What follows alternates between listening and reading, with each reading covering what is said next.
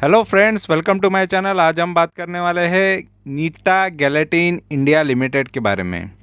ये कंपनी का वेबसाइट मैंने ओपन करके रखा है और यहाँ पर मैं थोड़ी डिटेल ये कंपनी के बारे में दूंगा, फिर इसके शेयर के बारे में बताऊंगा।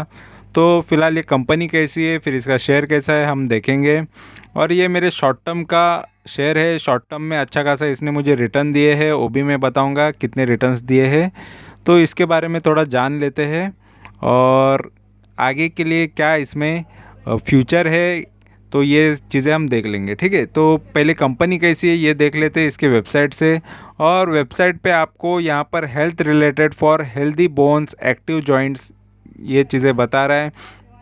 और ये कंपनी का मेन प्रोडक्ट्स भी यहाँ पर मैं ये सारे कैल्शियम है, यानी ये सारी चीज़ें ये कंपनी में प्रोडक्ट बनते हैं। ठीक है, गैलेटिन है, तो ये हेल्थ रिलेटेड इनके प्रोडक्ट है और फिटनेस रिलेटेड है।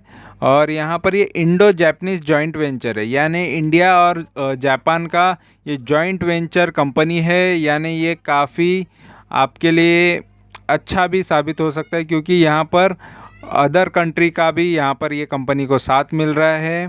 ठीक है, वेलनेक्स कोलेगन पेप्टाइड्स करके इनका कुछ ब्रांड है। ठीक है, और ये सारे प्रोडक्ट्स आप देख सकते हो जाके अंदर। ठीक है, कौन से टाइप के इनके प्रोडक्ट्स है सभी आपको मिल जाएगा। ब्यूटी के लिए भी है, फार्मास्यूटिकल्स भी, एडिबल्स भी है। तो बहुत सारे इनके प्रोडक्ट्स है, आप चाहिए तो एक एक करके प्रोडक्ट के बारे में जान सकते हो अगर आप इसमें लॉन्ग टर्म करना चाहोगे तो। ठीक है, तो कम्प्लीटली डिटेल आप देख लेना।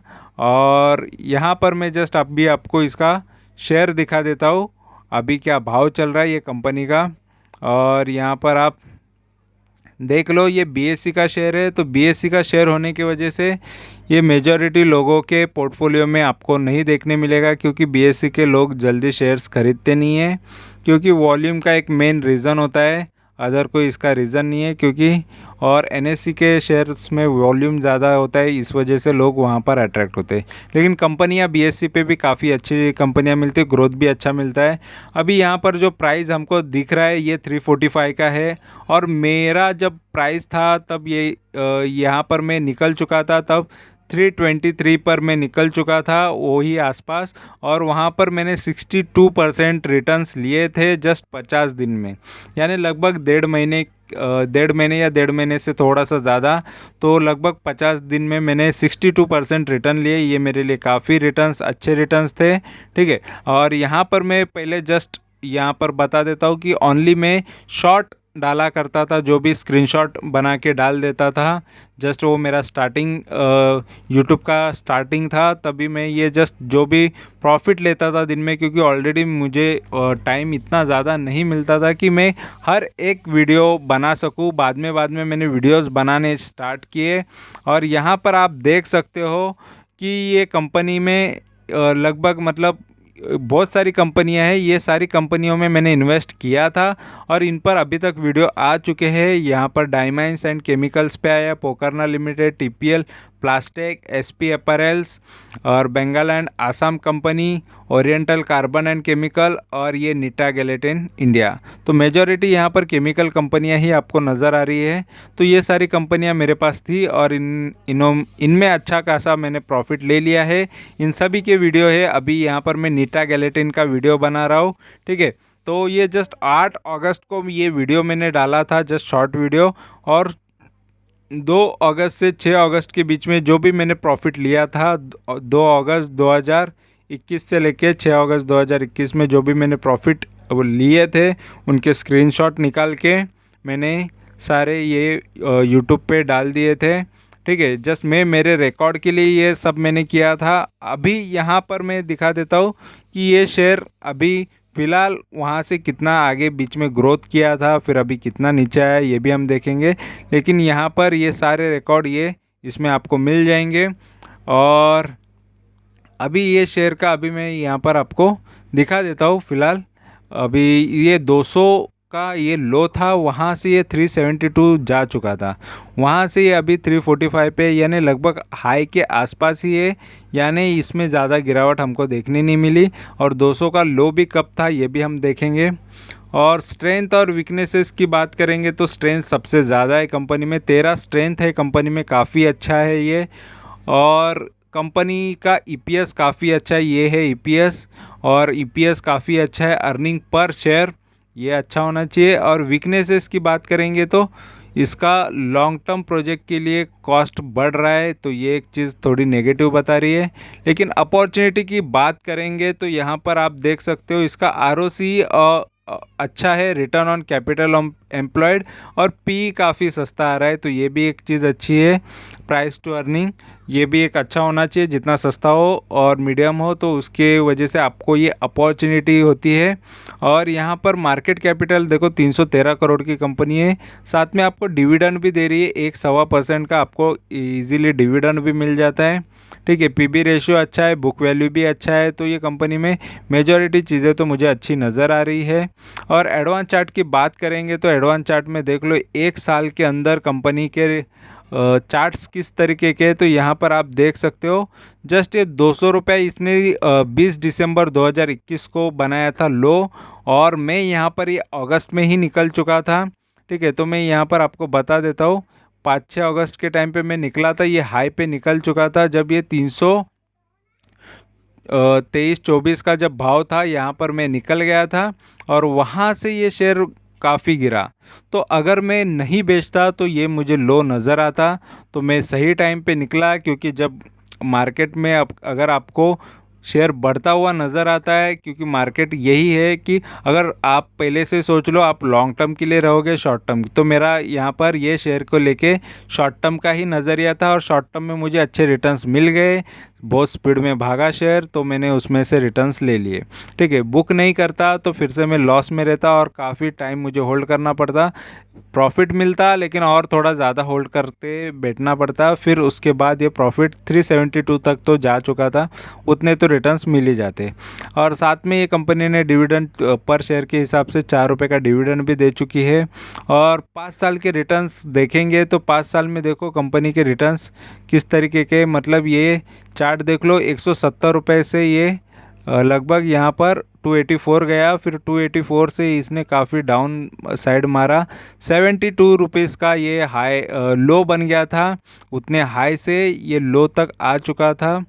और ये 23 मार्च 2020 यानी कोविड के टाइम पे ये 72 के भाव पे मिल रहा था। फिर उसके बाद ये शेयर ने एक अच्छा उछाल दिखाया, कंटिन्यूसली 338 गया, फिर 338 से अभी 372। ठीक है, तो ये शेयर मार्केट में होता है, अच्छे से अच्छा शेयर गिर जाता है। और मैक्स की बात करेंगे तो मैक्स में इसने जो लॉन्ग टर्म से है 20-22 साल से, उनके लिए देखो 10-15 रुपये 7-8 रुपये का भी यहाँ पर भाव नज़र आ रहा है, तो 7 रुपये का शेयर यहाँ पर आप देख सकते हो 300-350 हो सकता है, यानी काफ़ी मजबूत रिटर्न या बहुत अच्छे रिटर्न्स ये कंपनी ने दिए हैं। ठीक है, और यहाँ पर हम इसके प्राइस एंड वॉल्यूम की बात करेंगे तो इसने 3 साल में काफ़ी अच्छे रिटर्न दिए हैं, 250% से ज़्यादा, और 1 साल में इसने 17% दिए हैं। और वाईटीडी यानी जनवरी से अभी तक इसने 45-46% रिटर्न दिए, 3 महीने में इसने 14% के रिटर्न दिए, 1 महीने में इसने जस्ट माइनस में रिटर्न दिया है 1%, यानी 1% का लॉस है, और 1 हफ्ते में 5% का प्रॉफिट ये कंपनी ने दिया है। ठीक है, और यहाँ पर जो न्यूज़ बता रहा है वो मई का बता रहा है, 9 मई का, और यहाँ पर सेल्स अप हुआ है, मार्च के सेल्स अच्छा है, 34% 35% से सेल्स बढ़ा है, ये एक चीज़ अच्छी बताई है। और यहाँ पर हम नीचे अभी इसके फाइनेंशियल देखेंगे तो फाइनेंशियल में रेवेन्यू देखो कंटिन्यूसली बढ़ता हुआ नज़र आ रहा है, ये भी एक चीज़ अच्छी है कंपनी में। और यहाँ पर प्रॉफिट भी कंटिन्यू बढ़ रहा है, तो ये भी एक काफ़ी अच्छी चीज़ यहाँ पर नज़र आ रही है।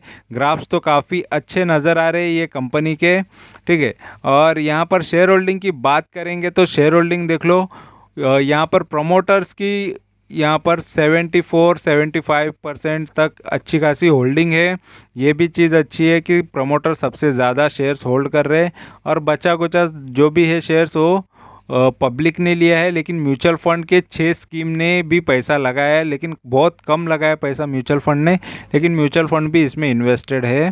ठीक है, तो सभी का थोड़ा थोड़ा इन्वेस्टमेंट है, लेकिन पब्लिक का और प्रमोटर का सबसे ज़्यादा है। लेकिन प्रमोटर का सबसे ज़्यादा होना एक चीज़ अच्छी भी होती है, क्योंकि प्रमोटर जल्दी शेयर्स छोड़ नहीं रही है, तो ये एक चीज़ अच्छी मानी जाती है।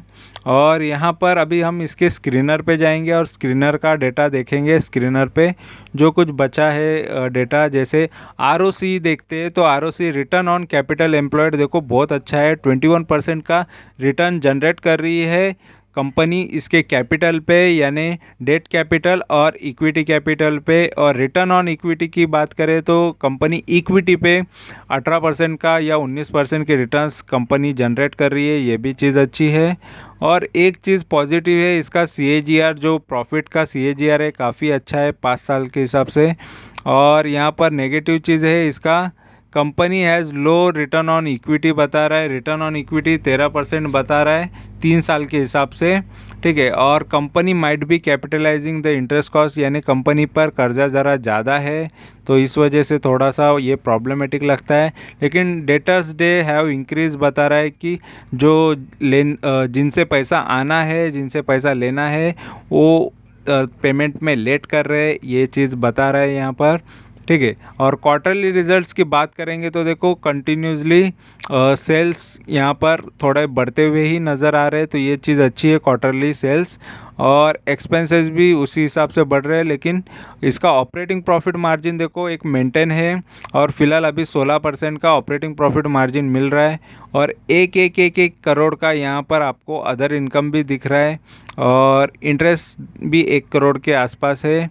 और कंपनी नेट प्रॉफिट देखो, कंपनी अच्छा नेट प्रॉफिट कर रही है फिलहाल तो क्वार्टरली, तो थोड़ा बहुत कम ज़्यादा हो रहा है, लेकिन यहाँ पर 13 करोड़ से 12 करोड़ हुआ, थोड़ा सा 1 करोड़ कम हुआ है क्वार्टरली। और प्रॉफिट एंड लॉस में 2011 से अगर हम 2022 तक देखेंगे तो लगभग 10-11 साल के अंदर देख लो कंपनी का सेल्स बढ़ते गया है, लगभग डबल हो चुका है 10-11 साल के अंदर।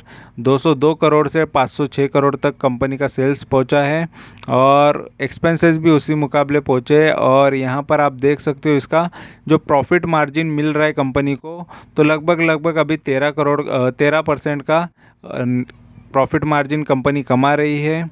अदर इनकम थोड़ा बहुत हो रहा है, तो अदर इनकम पे ऑलरेडी किसी भी कंपनी को ज़्यादा डिपेंडेंट नहीं होना चाहिए। और यहाँ पर इंटरेस्ट देखो 5 करोड़ का इंटरेस्ट पेमेंट भी कर रही है कंपनी। और यहाँ पर नेट प्रॉफिट की बात करेंगे तो 33 करोड़ का नेट प्रॉफिट कंपनी ने मार्च में किया है, मार्च 2022 में, यानी 2021 के मुकाबले या पहले के प्रीवियस रिजल्ट्स के हिसाब से अच्छे रिटर्न्स या अच्छे प्रॉफिट कंपनी ने किए हैं, ये भी चीज़ अच्छी है। कंपनी का स्टॉक का CAGR मतलब कंपनी का, अगर आपने 10 साल से कंपनी में इन्वेस्ट किया होता तो 11% से आपका ग्रोथ होता। यानी मैं ये भी एग्जांपल के साथ दिखा देता हूँ, अगर आपने 1 लाख रुपए 11% के हिसाब से लगाए रहते 10 साल के लिए, तो आपका रिटर्न्स यहाँ पर आपको जस्ट बन के आता लगभग 2,83,000 या 84,000 तक आ जाता लगभग, यानी दुगना या 3 गुना हो जाता आपका प्राइस, यानी आपका इन्वेस्टमेंट। तो 10 साल के अंदर आपका 2-3 गुना ही हो जाता, क्योंकि 11% रिटर्न दे रहा है इस वजह से। ठीक है, और जितनी ज़्यादा रिटर्न्स ये कंपनी देती है सालाना, तो काफ़ी अच्छे रिटर्न्स आपको मिल सकते हैं। ठीक है, और बैलेंस शीट में आपको यहाँ पर सबसे मैं इम्पोर्टेंट चीज़ मानता हूँ कि बोरोइंग कंपनी पे कर्जा कितना है, तो कंपनी पे 86 करोड़ का कर्जा है, तो थोड़ा सा कर्जा बढ़ गया है लास्ट ईयर के मुकाबले। रिजर्व में भी पैसा पड़ा है कंपनी के पास, ये भी चीज़ अच्छी है। और इसका असेट्स तो हमने देख लिया, तो बुक वैल्यू से ही हमको नेट असेट पता चलता है, तो वो चीज़ अच्छी है, तो इस वजह से इसका बुक वैल्यू भी काफ़ी अच्छा है। और अभी हम इसके शेयर होल्डिंग पैटर्न की बात करेंगे तो कोई चेंजेस हमको देखने नहीं मिल रहा है, तो ये भी चीज़ अच्छी है कंपनी में। ठीक है, तो जो भी ये कंपनी के बारे में यहाँ पर डेटा दिखा रहा है वो सारी चीज़ें मैंने तो बता दिया है। तो फिलहाल जिस तरीके से मुझे लग रहा है ये काफ़ी अच्छा स्टॉक है, लेकिन मेजॉरिटी लोग ये ऐसे स्टॉक BSE के स्टॉक को चूज़ नहीं करते, क्योंकि उनको NSE पे ही ज़्यादा वो प्रिफ़र करते हैं। लेकिन ऐसे स्टॉक काफ़ी अच्छे रिटर्न देते हैं, जैसे मैंने ले चुका हूँ। और मैं खुद के एक्सपीरियंस से बताता हूँ, मैं BSE NSE दोनों के स्टॉक लेता हूँ। हमको क्वांटिटीज़ कम मिलेगी तभी भी कोई प्रॉब्लम नहीं है, लेकिन अच्छे को स्टॉक अगर हमारे पास होते हैं तो बहुत बेहतर रिटर्न्स हम जनरेट कर सकते हैं। तो फ़िलहाल इसी तरीके के स्टॉक मेरे पोर्टफोलियो में अभी भी है, और जो अच्छे खासे प्रॉफिट देंगे और दे भी रहे हैं पहले से। तो फ़िलहाल जो भी अभी मेरे पोर्टफोलियो में वो स्टॉक के बारे में भी मैंने बताया है, पूरा कंप्लीट सारी चीज़ें स्टॉक के बारे में मैंने बता चुका हूँ, उस पर रिव्यू दे चुका हूँ। और उसमें से भी जैसे जैसे प्रॉफिट आएंगे उसके भी वीडियोस में डालते जाऊँगा, ठीक है। तो यहाँ पर जो भी मैंने इन्फॉर्मेशन दी है पूरी कंप्लीटली जो डेटा एनालाइज करके दिया है, तो जो भी है जेन्युइन डेटा बताता हूँ। कोई ज़्यादा बड़ा चढ़ा के कोई टारगेट्स नहीं, कुछ नहीं। नॉर्मल ये कंपनी अच्छे रिटर्न्स दे सकती है, जैसे मैं नॉर्मली रिटर्न्स लेता हूँ। जब जब शेयर्स गिरे तभी लेना चाहिए। और फिलहाल लॉन्ग टर्म के हिसाब से भी शेयर कंपनी अच्छी नज़र आ रही है, और भी आगे बढ़ के और अच्छे रिटर्न्स दे तो काफ़ी अच्छा है। और कंपनी का फ्यूचर तो मुझे फ़िलहाल अच्छा ही नज़र आ रहा है। बाकी मेजॉरिटी चीज़ें इसकी अच्छी है इस वजह से, ठीक है। तो वीडियो अच्छा लगा है, इन्फॉर्मेशन अच्छी लगी है तो ज़रूर चैनल को सब्सक्राइब करो। सब्सक्राइब करने में बिल्कुल कंजूसी मत करो, ठीक है।